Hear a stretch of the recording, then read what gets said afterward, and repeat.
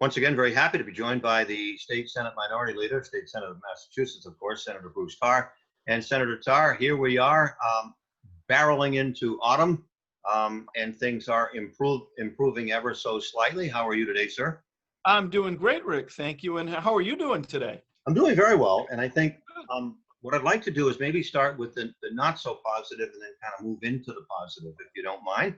Sure. Obviously, another demonstration going on and rallies across the country due to a grand jury decision in Louisville, Kentucky, and that has ramifications here in Massachusetts. Well, it does. It's anticipated that we could see some public demonstrations relative to that subject, Rick. As you may know, the governor had activated the National Guard, has activated 1,000 members of the National Guard, but they have not yet been deployed in too many locations because they'll only be deployed if and when a municipality requests the assistance of the National Guard to be able to keep the peace. However, as we talk now here in the afternoon at the State House, there does seem to be preparation made for National Guard presence here at the State House. And in fact, Rick, over the last couple of nights, there has been a state police presence here greater than what we would normally see. I haven't seen any demonstrations or protests, but obviously folks want to be prepared to maintain the peace if that happens. And so that's happening here again this afternoon. On an unrelated subject, up in Gloucester, there's a bridge that they've been working on repairing infrastructure-wise on the MBTA that's causing some consternation in the West Gloucester neighborhood, and maybe you could give us a little update on that. I'd be happy to. So, Rick, the train bridge that carries the commuter rail service over the Annisquam River has been something that we've been concerned about for well over a decade because the bridge has been worsening in its condition. And in fact, not all that long ago was identified as one of the most structurally concerning bridges in the Commonwealth of Massachusetts. And originally, there had been a plan by the MBTA to repair the bridge, which made a lot of sense. And the thought was that they were going to maintain one track. There are two that go across the bridge. So they're going to maintain one track and essentially split the bridge and work on it one half at a time. And then when the first half was repaired, then take the second half down and use that track so that there'd always be commuter rail service as far as Rockport. The difficulty is once they got into the project, they discovered some very serious additional deficiencies that made it really a challenge to be able to execute that plan and to keep a train running over the bridge. And in fact, not only was that an issue, but in order to address those and do it in the staggered way that I described, it would add another $15 million to the project in a couple of years. And so the decision was made to change course and to not try to repair the bridge one part at a time, but in fact to move forward and decommission the bridge, take out everything and replace it all at once. Well, that of course created a problem. And the problem is the train couldn't go to Rockport, where by the way, idling has been an issue to begin with, but it created a new problem where the train needed to idle somewhere on the West Gloucester side of the bridge. It couldn't cross the bridge any longer. And initially it was detained near the West Gloucester train station, but some folks had issues with that, obviously because of the noise. And so then it was moved and was idling near the train bridge for the better part of the summer, which created a problem for neighbors in that area, particularly in the newly built condominiums that are right near the train bridge at the former Anchor Foundry, which you and I would be familiar with that term. I'm not sure everyone else. Right. So it's been a situation of the train moving around and trying to not burden people with sound and vibration and things of that nature. But it's become clear that the places that are being used are not adequate and not suitable. And so what we've been working on in my office, and we've been joined by Representative Ferrante and Mayor Taken and several members of the City Council, we've been working with the MBTA to try to find a different location that won't affect residences at all. And that location has been identified as an area in the woods behind the Cape Ann Industrial Park. And that area has been signed, so signs have been placed to identify it as the detainment area. And the goal is to have the train, when it needs to idle for more than 15 minutes, to go to that location. Now, you might ask, why longer than 15 minutes? And that's because of the time it takes to get from there to the West Gloucester station. It doesn't work for shorter periods of time. So right now, some switching is being changed. And once that's accomplished, the goal is that for many, many of the train stops, the idling will happen in that remote location by the industrial park. Not all of them. And in fact, we have a schedule from the MBTA that we're hoping to share next week with people. But Rick, this has been something that I've been working on. I have at least 2 members of my staff, including Ted Costa, who's been our point person on this, who have been working continuously to try to find a solution. And one question that gets asked a lot, and it deserves to have an answer, and I'm happy to provide it here, is why does the train need to idle in the first place?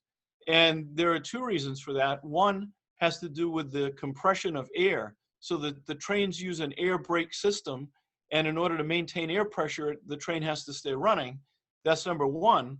But number 2, apparently there are some federal regulatory and statutory requirements that while it's in service, the train needs to be running. It can't be turned off and turned back on. We've explored all of those things, but I do think we're developing a good solution. It's a very fluid situation, and we're hoping to have a site walk very soon for everyone who's interested in this to join with me and the other elected officials I mentioned, as well as neighbors, to be able to look at the site and understand what's going on. But this is a project, Rick, that's going to continue at the very least until next summer. So it's unacceptable that we continue to have noise proximal to people's homes. So we've got to find a solution. I think we've developed one, but until everyone is satisfied, I won't say that that's absolutely the case. So we're going to continue to work on it. All right, sir, appreciate it. And finally, last question from me. It's not really a question, it's a comment. I think it's pretty good news that the governor is relaxing restrictions on the restaurants. And so there's more availability for people to go out to dine. There is. You know, one of the things that we've been concerned about with restaurants, particularly as we enter fall, is having enough seating capacity to be able to continue to survive. And over the summer, we've had outdoor dining at some restaurants. Others haven't been able to accomplish that. But as the weather gets colder, we all know it's going to be less hospitable to be dining outside, even though we're going to use heaters and things. And by the way, the city of Gloucester has made an application through the Mass DOT for money to purchase heaters to be able to help local restaurants. And special thanks to the Community Development Department and Jill Cahill for putting that application together. But even with all those things, they're still not the same as being able to dine indoors. And so we have been working with the administration to say that the bar spaces that are in restaurants should be able to be used for restaurant seating, for food service. And I am very pleased that the governor and lieutenant governor have agreed with that proposition. And so starting on September 28th, bar areas will be able to be used for seating for food service. And of course, with restrictions, Rick, people still have to be 6 feet apart, and there has to be a barrier that's at least, I believe it's 32 or 33 inches high, so that you can't access the bar. But there can be an area beneath that, a small area, so food can be passed back and forth. And it's just another way to try to help create a few more seats so that the bar space in restaurants isn't lost during a time when seating is critical. And along those same lines, the governor and lieutenant governor have also announced that instead of having 6 people seated at a table, a restaurant as of the 28th can have 10. And so that helps. And one of the things that played into that is they looked at other states and found that many other states were allowing 10 people to be seated, and there wasn't any evidence that that was causing a significant problem with transmission of COVID-19. So 2 good pieces of news as we move into the fall season. And of course, we do have an economic development bill that's in conference committee that will have some other things to be able to help restaurants and other businesses. And we're hoping that before too long, that bill will come to the floor of the House and the Senate. As a follow-up, Senator, if I may, what's your view of how the state is doing with respect to COVID? Because, you know, it seems Massachusetts is doing very well. The North Shore, except for maybe a couple of isolated spots, is doing very well in general. Schools are back sort of in session. Sports, high school sports are underway, and it feels, anecdotally anyway, as though we were in a positive trend. We definitely have seen a positive trend up until recently, where we've had some increases in cases, but generally speaking, we've been going down, and we've certainly been going down in terms of COVID-19 deaths. But this is a situation where it's hard to have a benchmark. It's hard to have a frame of reference because it's such an unusual public health emergency, the likes of which we haven't really seen, at least for 100 years, when we dealt with the Spanish flu.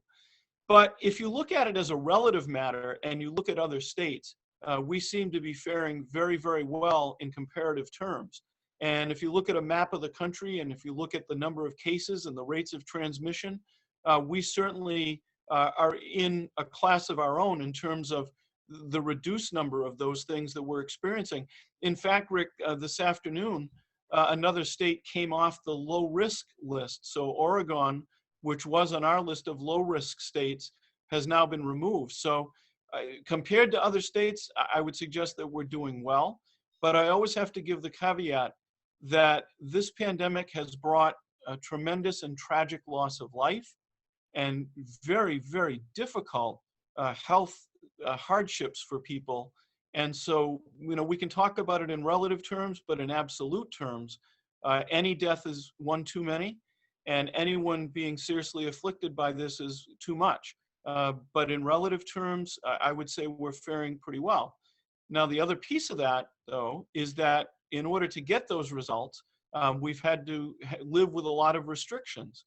And those restrictions have taken their toll on our economy. We have a very high unemployment rate, and also on our businesses, and particularly restaurants, where we've seen a number of them close recently that have been reported in the news.